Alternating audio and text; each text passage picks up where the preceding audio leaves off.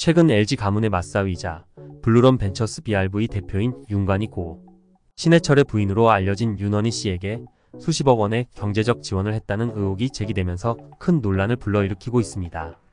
이러한 의혹은 조세심판원의 결정문을 통해 드러났으며 윤관 대표가 2010년부터 2019년까지 윤원희 씨의 자녀들의 학비와 생활비를 지원한 것으로 전해졌습니다.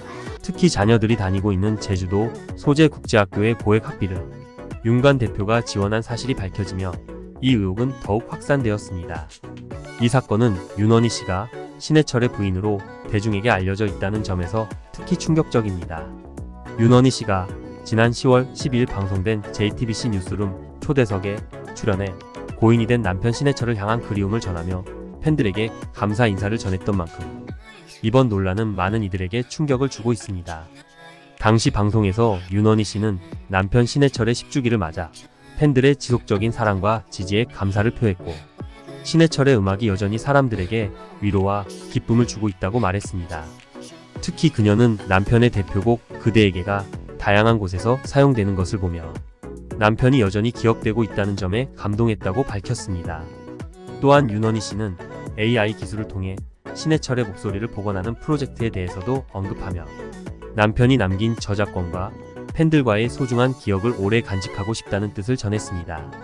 그러나 이러한 모습 뒤에서 윤관 대표와의 경제적 지원 의혹이 사실이라면 그간 신해철과 윤원희 씨가 보여준 화목한 가정의 이미지는 크게 흔들릴 수밖에 없습니다.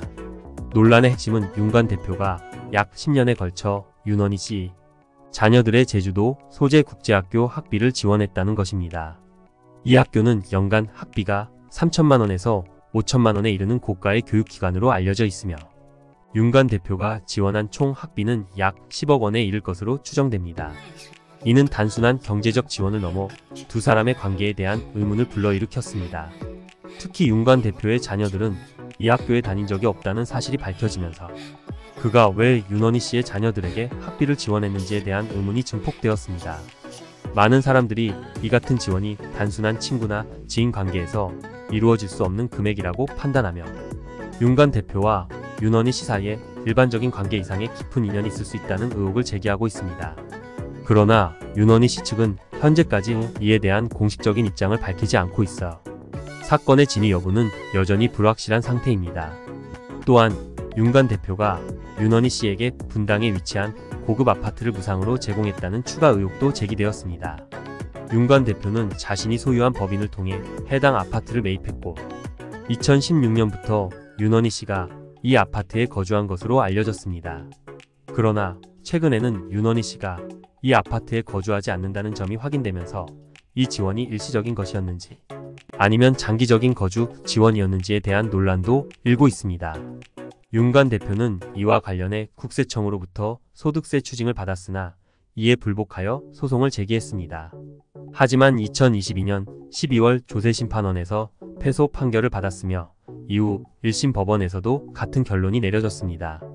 윤관 대표는 이번 소송 외에도 병역 면탈 및 국적 위조 의혹 등 여러 법적 분쟁에 휘말려 있어 그의 신뢰도는 더욱 하락하고 있습니다. 이번 사건은 윤관 대표와 관련된 재산 및 법적 문제에 대한 관심을 다시 불러일으켰으며 윤원희 씨와의 관계를 둘러싼 논란이 커지면서 대중의 시선도 더욱 집중되고 있습니다. 특히 윤원희 씨의 자녀들이 실제로 제주도의 한 국제학교에 재학 중이라는 점에서 윤관 대표와 윤원희 씨 사이의 관계에 대한 의혹이 계속해서 확산되고 있습니다.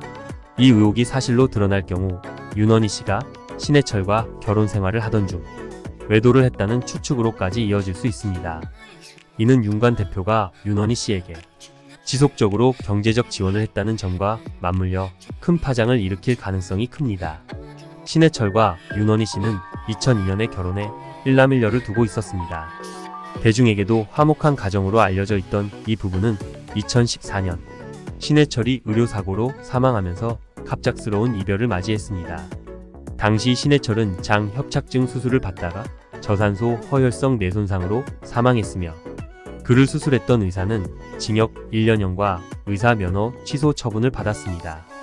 이러한 배경에서 만약 윤관 대표와 윤원희 씨의 관계가 2010년부터 시작된 것이라면 신해철이 생존해 있던 시기에도 두 사람의 관계가 있었을 가능성이 제기될 수 있습니다. 대중은 이번 사건에 대해 다양한 반응을 보이고 있습니다.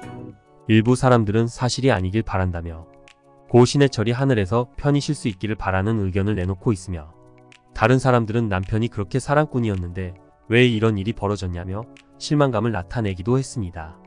또 다른 사람들은 윤원희 씨의 공식 입장을 기다려보자며 사건의 진위를 확인하고자 하는 신중한 태도를 보이고 있습니다. 윤관 대표와 윤원희 씨의 관계, 그리고 이와 관련된 경제적 지원 의혹은 앞으로의 추가 조사와 법적 절차를 통해 밝혀질 것입니다. 이번 사건은 신해철의 팬들에게 큰 충격을 주었으며 대중의 관심은 여전히 높은 상태입니다.